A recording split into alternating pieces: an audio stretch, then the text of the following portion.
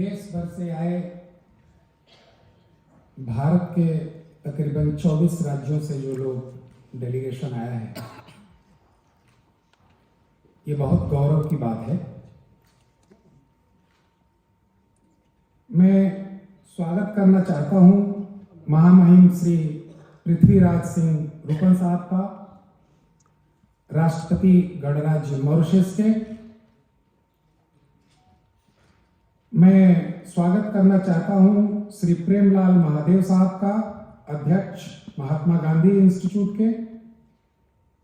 मैं स्वागत करना चाहता हूं श्री राजकुमार राम प्रताप साहब का, महानिदेशक महात्मा गांधी इंस्टीट्यूट एवं आरटीआई का।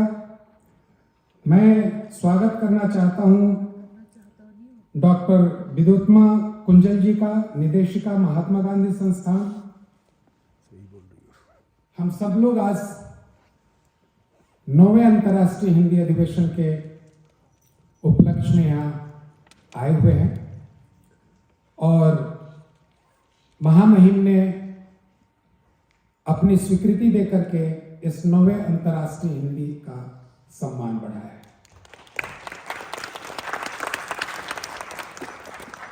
जैसा कि आप लोगों को पता होगा कि हम कितने दूर से आए हैं, इसके पीछे कितनी मेहनत लगी है, ये शायद 6-8 महीने से हम एक दूसरे से संवाद कर रहे हैं, कभी फोन पे कभी व्हाट्सएप पे।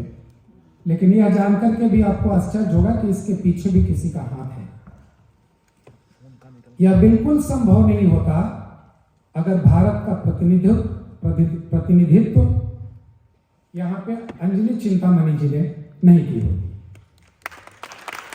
तो मैं पहले स्वागत करना चाहता हूं चिंतामणि जी का, डॉक्टर अंजलि चिंतामणि जी का, जिन्होंने पूरे 8 महीने से मिलकर के एक एक छोटी छोटी बातों पे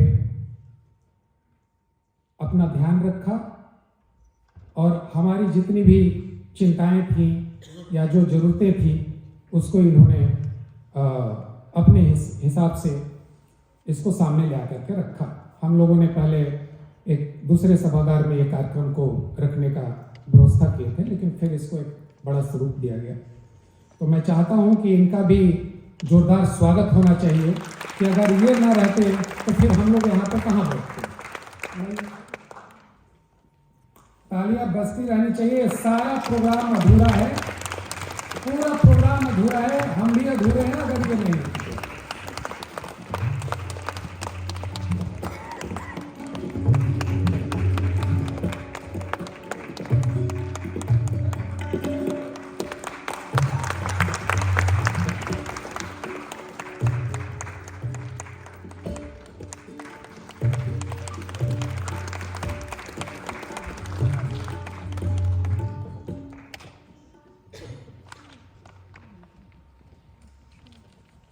हम लोगों ने 7 अंतर्राष्ट्रीय हिंदी अधिवेशन अभी तक भारत में कर चुके हैं, जिसमें से 7 अंतर्राष्ट्रीय हिंदी अधिवेशन दिल्ली में किए थे, क्योंकि बहुत मेहनत लगता है इसको करने में, साल लगते हैं।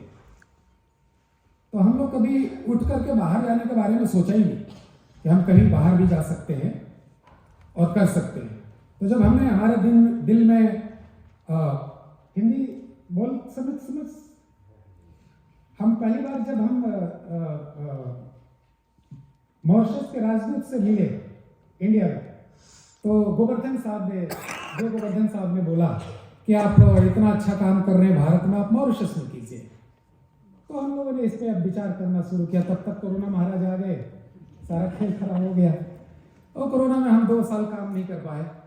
तो हमने सोचा कि एक ट्रेनिंग ले लेते हैं गोवा में, कि देखें कि अगर वहां जाएंगे तो हमें क्या तकलीफें आएंगी।